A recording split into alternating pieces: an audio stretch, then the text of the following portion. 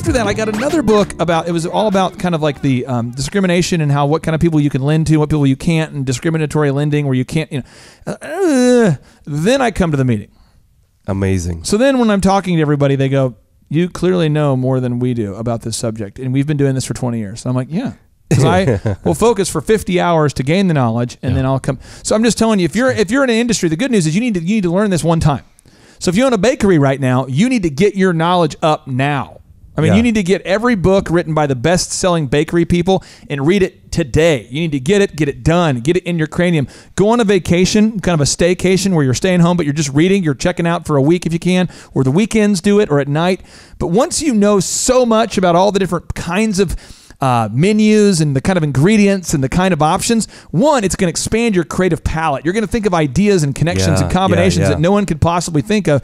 And it's going to allow people to go, man, you are like a wizard. And then third, your employees are going to go, I'll follow what you're saying because you know everything about baking there, boss. I mean, it's kind of unhealthy a little bit, but you're a little weird, But you want to get to a point where you are like the wizard of the bakery business. There you have it. Boom. That's good. Anything you want to add, Sue? Yeah, I'll say one thing. I'm in a lot of meetings with Clay. And I'll brag on him for a second here. Yeah. I've seen, I don't know how many times, experts at, baking or whatever. They're in their business, they are experts at what they do, right?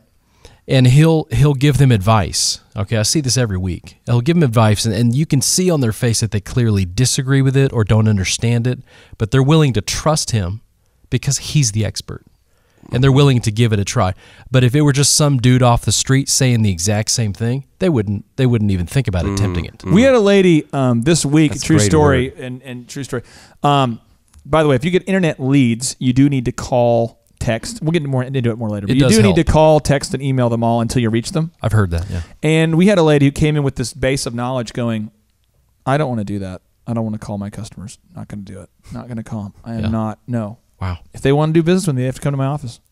I won't call them. Won't do it. And you're like, not making eye contact though when she's saying it. Just not going to do it. Yeah. No, because she hates confrontation. Not going to do it. No, not going to do it. You can't. I'm like, okay, fine. What I want you to do is I want you to make a commitment to success. Can we do that? She goes, okay. So I want you to test your idea for 4 weeks. See how many people buy from you. 4 weeks later, let's test my idea of calling, texting, and emailing every single person until they cry, buy, or die. Buy, or die. Yeah, that's how it is. It's real talk. That's sales, buddy. So anyway, this person was just the other day. It's like 4 days into the week. No sales. Person calls me. Boop, boop, boop, boop, boop.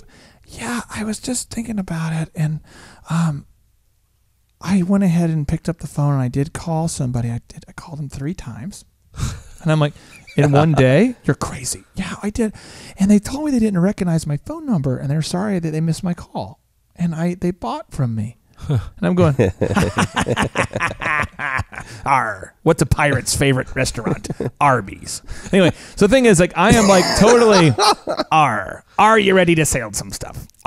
So anyway, but I'm like super excited about it. And this person was like, I knew it would work, but to your point. Yeah.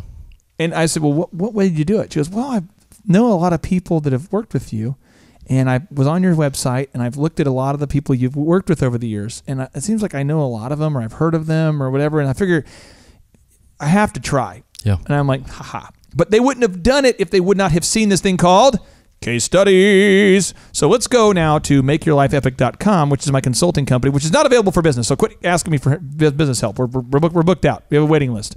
But if you click on Case Studies, these are all of clients we've worked with over the years, and just tons of industries. There's many more too. But when people will Google them, check them out, they're like, that idiot really has worked with like every kind of industry except for the petting zoo industry. Yeah.